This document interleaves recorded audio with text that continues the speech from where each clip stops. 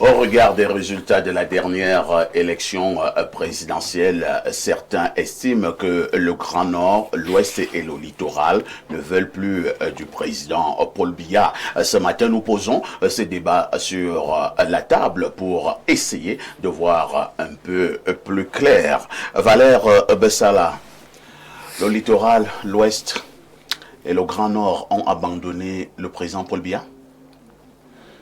Non, mais je crois que c'est très hâtif. C'est très hâtif parce que il faut lire la stratégie. Hein, parce que j'aime toujours dire, nous avons beaucoup péché. Nous avons beaucoup péché dans l'opposition. Nous ne sommes pas écoutés. On ne s'est pas rapprochés. On est resté dans nos orgueils et nos retranchements. Mais j'ai fait cette analyse avec beaucoup d'aînés que j'ai eu à rencontrer. Bon, mais vous savez, qui suis-je? Je suis qu'un petit élément. Stratégiquement, qu'est-ce que le gouvernement a fait? Du moins ceux qui dirigent. Ils ont fait une équation simple. Ils savaient qu'il y avait la colère du peuple déjà depuis, dont vous parlez d'ailleurs, dans vos thèmes. Et ils se sont dit, 7 régions ont été levées, du moins 10 même, on va dire comme ça, 10 régions ont été levées par tous les leaders d'opinion dans l'opposition, Elimbi, moi, Kamto, avec les appareils et tout, pendant 7 ans. On a fait un sacré job, vous savez. Le peuple s'est réveillé. Vous-même les journalistes, Soulé, ainsi de suite. Et en face, ils ont compris qu'en fait, le peuple a ouvert les yeux. Un. De deux, la jeunesse qu'ils ont passé le temps à utiliser pendant 40 ans, cette jeunesse a pris une conscience politique de manière accélérée pendant ces 7 dernières années. L'engouement aux inscriptions dans les listes électorales, qui a d'ailleurs été biaisé, empêché. On faisait inscrire les enfants qui allaient s'aligner et s'inscrire, on ne leur remettait pas les cartes d'électeurs. Parce qu'on savait que c'est potentiellement un vivier électoral qui ne leur sera pas favorable. Et puis, ils ont compris que le Grand Nord avait une opération singulière. Opération 10 millions de nordistes, qui était tenue par M. Gibaï, Gaïtama, et Ousmane Aboubakar Mey, et beaucoup d'autres, comprenez? Et ils travaillaient dans le silence. Mais les raisons pour lesquelles ils travaillaient, c'était certes pour le changement en général, mais pour, en fait, une raison particulière égoïste, le retour du pouvoir dans le Grand Nord. Voilà leur travail. Ils ne faisaient pas de bruit. Parce qu'eux, ils étaient déjà confiants du grand vivier de population dont dispose le Grand Nord en général, et puis aussi du grand vivier électoral, qui justement, sur lequel compte le sommier politique, sur lequel compte le pouvoir en place. Alors, le pouvoir a donc compris cela. Comment faire pour travailler donc sur les 10 régions? Ça, c'est votre question. Il a compris qu'il fallait envoyer 2 mousquetaires dans le Grand Nord pour casser la mouvance de 10 millions de nordistes. Et ils ont envoyé qui? Bon, enfin, quand je dis envoyer, c'est entre guillemets, c'est subjectif ce que je vais dire. Bello est sorti, Issa est parti. Aussi simple que ça. Parce que, justifiez-moi comment est-ce que des mecs travaillent pour 10 millions de nordistes, lever 10 millions de nordistes pour l'élection de 2025, et eux-mêmes n'arrivent pas à trouver un candidat dans leur logique. Parce que Gibaï, Ousmane Mey devait avoir un candidat qui ne soit pas ce qui était au gouvernement pendant 7 ans, pendant toute cette période. Afin que la jeunesse du Grand Nord, qui est d'ailleurs très nombreuse, et d'ailleurs les islamophobes s'appellent 20% de la population, parce que les Kirdis et autres, animistes et non chrétiens, sont les plus nombreux. Donc il fallait trouver une figure qui puisse fédérer l'essentiel même du vivier politique qui allait faire mouche pendant cette élection. Alors, ils sont sortis, Biya a compris qu'il fallait les sortir et il fallait diviser cet électorat. C'est ce qui a été fait. Donc le Grand Nord est perdu comme ça. Voilà comment cette initiative est partie. Pour les 7 autres régions, c'était simple. Biya devait garantir 5 régions. Ils ont garanti 5 régions.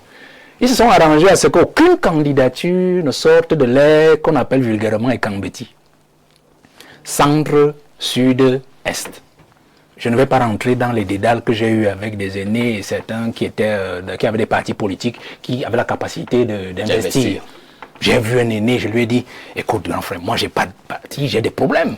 Je cherche là-bas, on m'a bloqué, je cherche là-bas, on m'a bloqué. Donne-moi ton parti. Il est là, mon télé là, il a les élus. Il m'a raconté une affaire, comment la jeunesse ne vaut rien, comment la jeunesse vraiment, c'est pas, ainsi de suite. Et je suis surpris 2 semaines avant, il me dit, on donne à la jeunesse, il trouve un candidat pour la jeunesse. Où?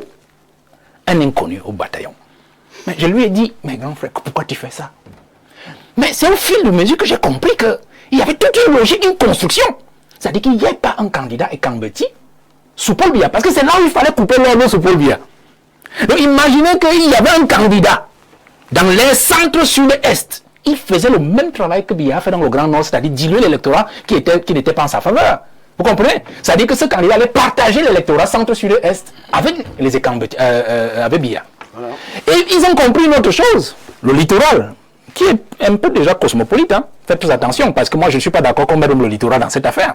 Parce que si vous prenez le Vouri, vous prenez une petite partie du Camp, vous prenez une partie du Mungo, quand vous venez de Kékem, Melon, tout ça, Mbanga, jusqu'à Souza, Dibombari, c'est déjà très dilué. Vous voyez, qui est cosmopolite, ils ont compris que là-bas aussi c'est compliqué avec l'Ouest. Vous comprenez? Surtout l'Ouest Bamileke, puisqu'on a l'Ouest Bamoun qui est encore acquis un peu à l'UDC. Vous voyez?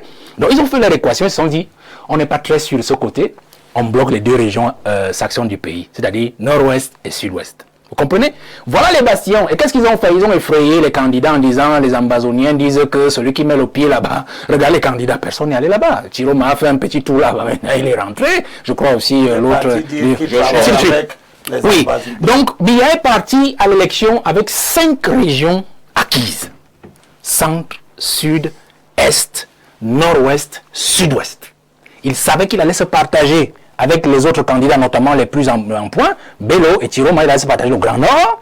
Et puis dans le littoral, qui est beaucoup plus cosmopolite, il allait se faire la même chose. Il allait se partager aussi. Il allait se partager. Moi, j'appelle ça le partage. Comprenez? Et maintenant, dans l'Ouest, il était indécis. Parce que tout le monde regardait le professeur Kamto. Parce qu'on se disait, s'il donne un mot d'ordre à gauche, certainement l'Ouest va basculer dans ce sens-là. Mais Kamto va jouer une neutralité, mais une neutralité en fait qui favorisait Chiroma. Et donc on a vu le résultat, l'Ouest a vomi Paul Biya. Donc moi je crois que ce qu'on est en train de faire aujourd'hui doit nous revenir. Moi je ne vais pas tirer sur le gouvernement parce que c'est des gens qui font ça tout le temps. Nous savions qu'ils bouent les yeux, on sait qu'ils trichent, on sait... Mais nous ne nous sommes pas préparés. On a refusé de se préparer. Nous nous sommes préparés pour beaucoup, mais individuellement, mais beaucoup ont refusé de se préparer. Donc voilà comment nous sommes allés à l'élection, M. Parfait ici, pour dire qu'en fait, nous sommes dans une logique ici de construction, non seulement de l'illégalité politique, nous sommes dans une logique de construction de l'illégitimité politique, nous-mêmes de l'opposition. Parce que nous pensons en fait que nous combattons un régime, mais tout ce que nous faisons en fait renforce encore ce régime. Parce que nous refusons de nous mettre ensemble, nous refusons de nous comprendre, nous refusons de nous rapprocher, nous refusons de collaborer entre nous, ça ne fait que le jeu du régime. Merci Valère Bessala. Alors, sous les Honoriolo, ces 3 régions que nous prenons ce matin ont-elles des raisons de tourner le doigt Paul Biya? L'Ouest, le Grand Nord, le littoral. Mais ça fait... Le Grand Nord, lui, c'est 3 régions. Disons pratiquement 5. 5. Je voudrais d'abord déplorer quelque chose d'extraordinaire. C'est la paresse de Clément Tangana et son conseil constitutionnel. Ils ne nous ont pas permis de voir la réalité des urnes. Je ne comprends pas pourquoi on a attendu 15 jours pour que les gens viennent prendre 1 heure pour rendre les résultats. Donc Clément Tangana a fait regretter Dibandamouele. Dibandamouele, vous donnez les résultats département par département. Si on avait fait cette lecture, cette proclamation comme cela, on aurait eu... Qu'est-ce que ça devait changer? Beaucoup. Il fallait qu'on donne les résultats village par village. Quand vous donnez, d'ailleurs même une bonne analyse de politologue, j'espère que Onang sera d'accord avec moi, il faut écarter les régions du Nouveau. D'accord? Moi, je fais l'analyse un peu plus crédible. Pourquoi on devrait les écarter? Simplement parce que quand vous prenez le Nord-Ouest, quel est le collège électoral que le CAM a validé dans le Nord-Ouest? Un Nord-Ouest qui est complètement dévasté, un Nord-Ouest où il est déplacé à gauche, à droite. Est-ce qu'on a voté pour eux? Hein? Est-ce que... Donc les 86% sont à interroger. Qui a voté dans chacun des départements? On devrait le savoir. Donc moi, j'élimine le Nord-Ouest dans le décompte.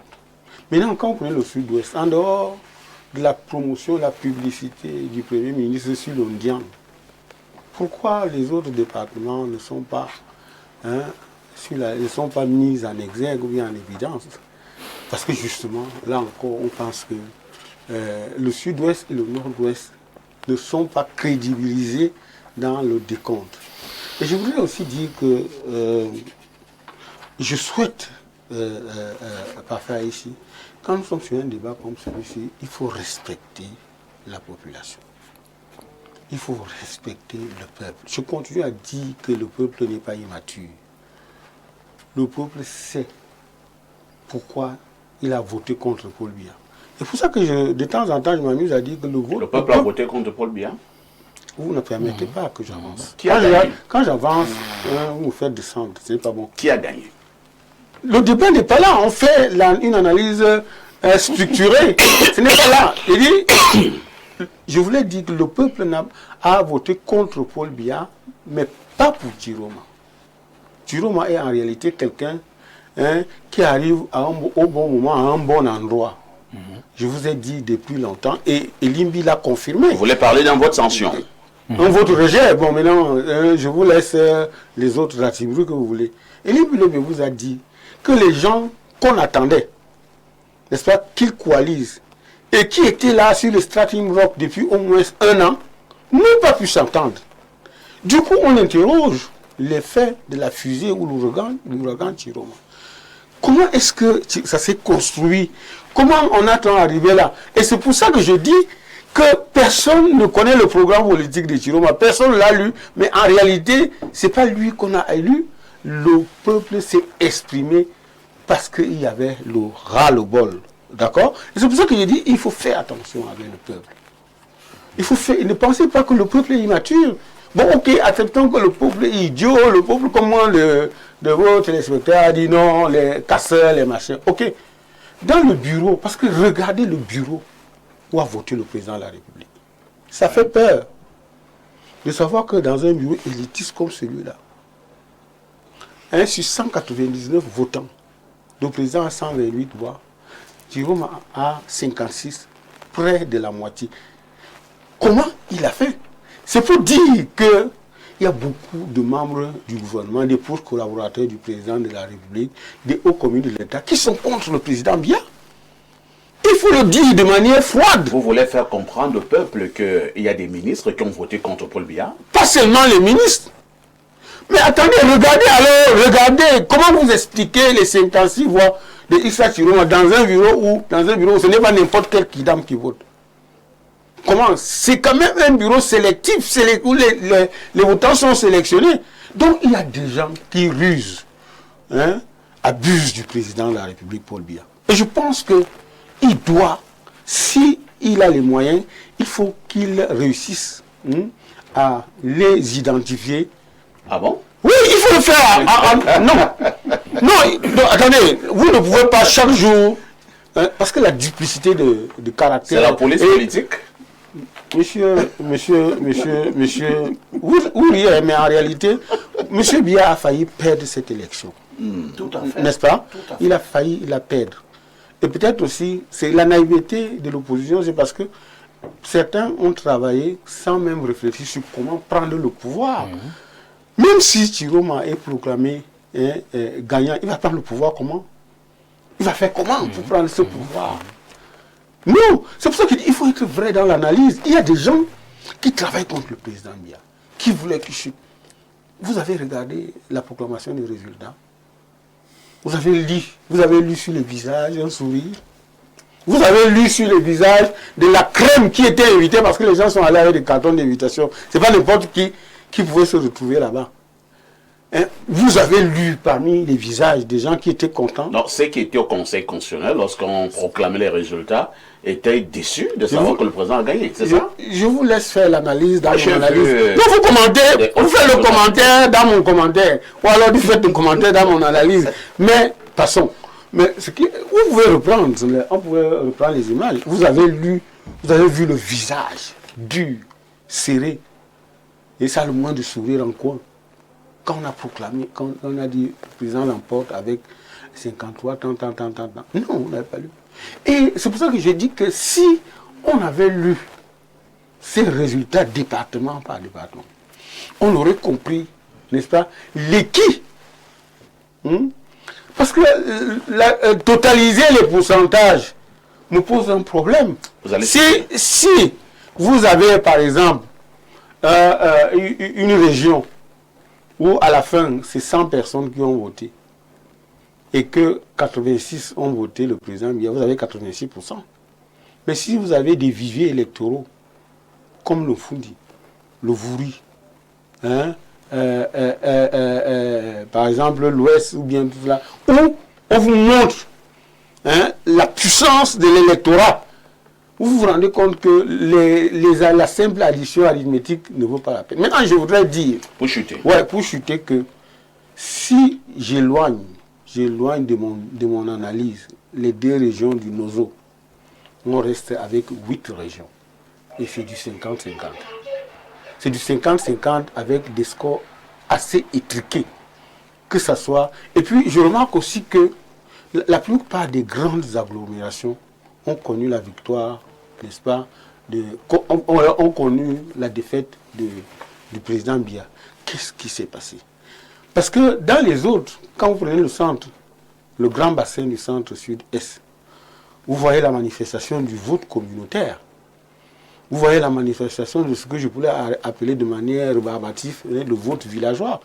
Parce que les arrondissements excentrés, les départements excentrés avaient la possibilité de manipuler les procès-verbaux.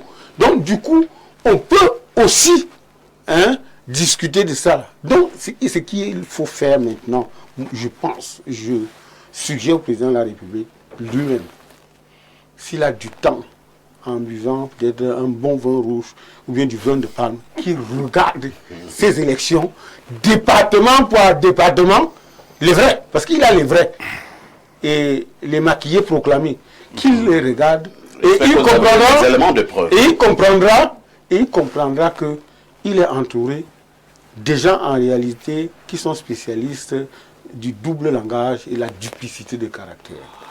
Professeur Owanangini, au-delà de tout, quelles peuvent être les grandes leçons à tirer du dernier scrutin au Cameroun? Merci de me donner la parole. Les leçons sont que le scrutin a été compétitif. Il a été plus compétitif que les gens n'ont tendance à le dire.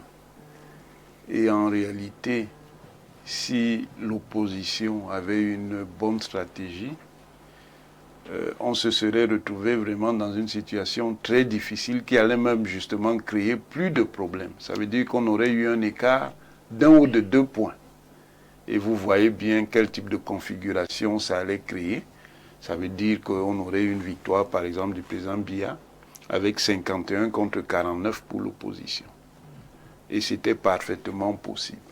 Bon, les gens, parce que ça les arrange, mettent en évidence des irrégularités qu'ils attribuent exclusivement au pouvoir. Ça, c'est de la mythologie. L'élection, quel que soit le contexte, est une dynamique de compétition. Et cette compétition peut comporter des aspects qui ne sont pas des aspects loyaux. Ça, c'est une règle des élections où qu'on se trouve.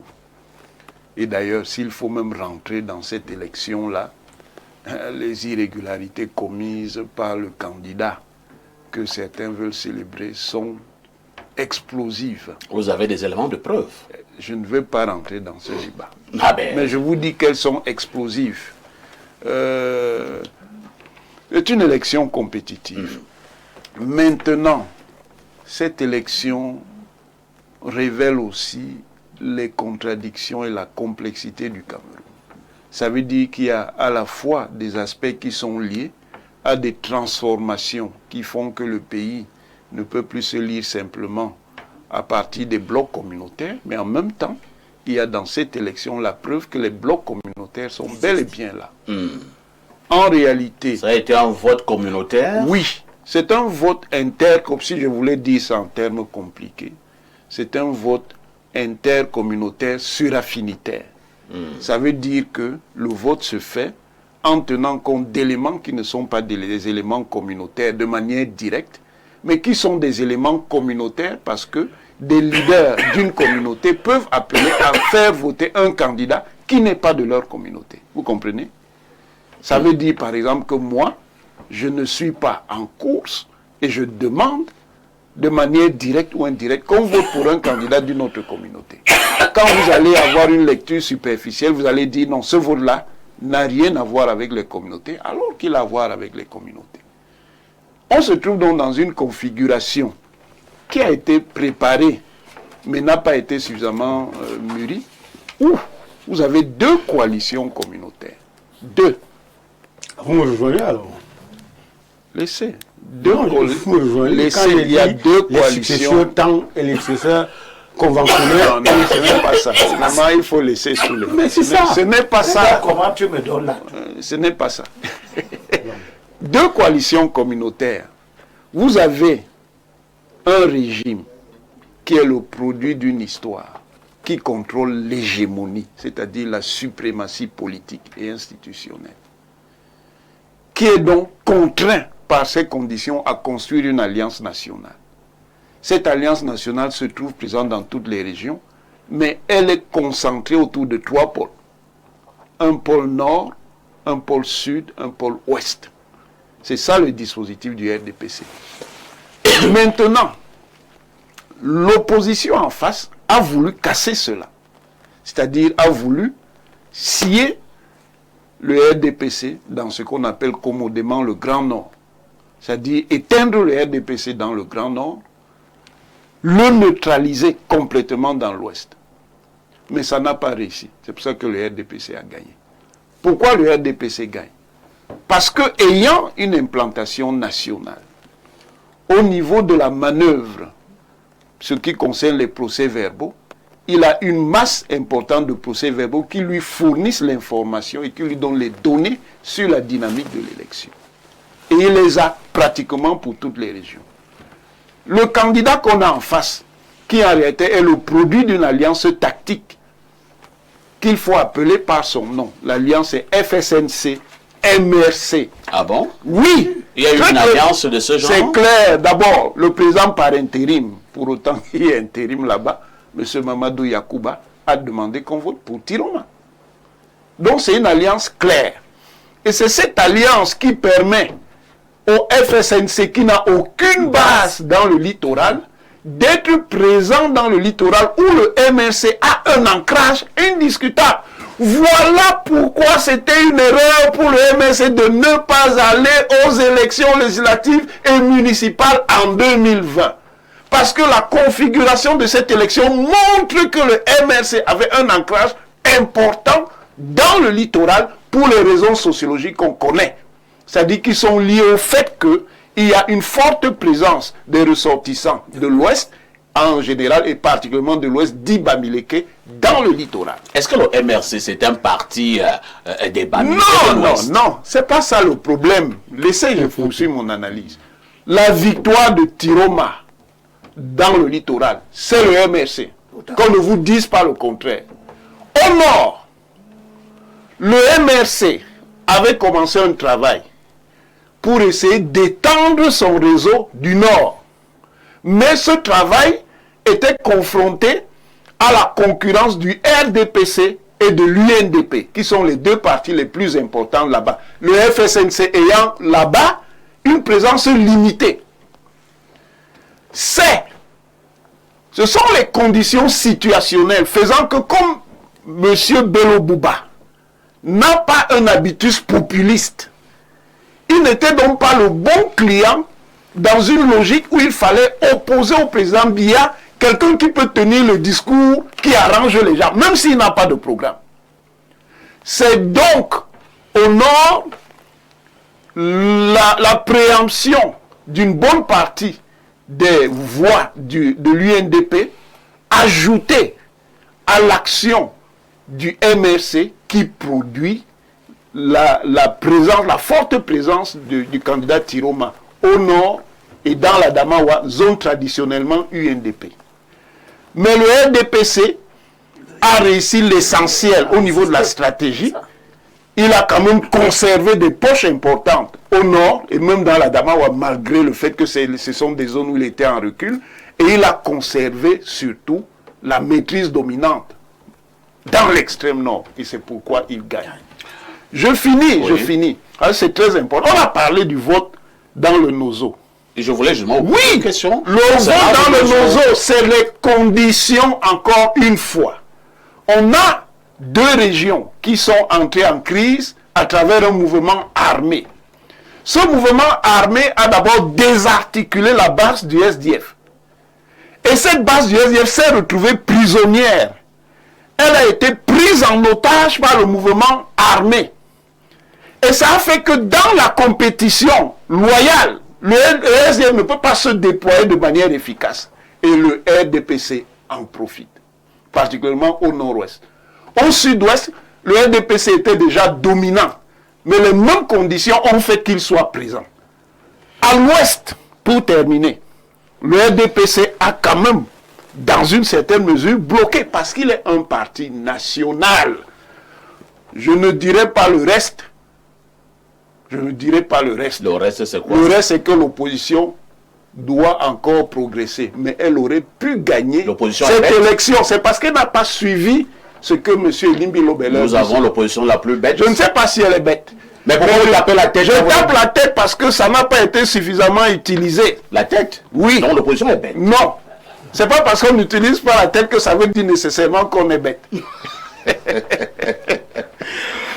Abel Elimbi Lobele, est-ce que le président de la République, au sortir de cette élection, ne devrait pas sanctionner ces élites qui ont perdu l'élection dans leur village, dans leur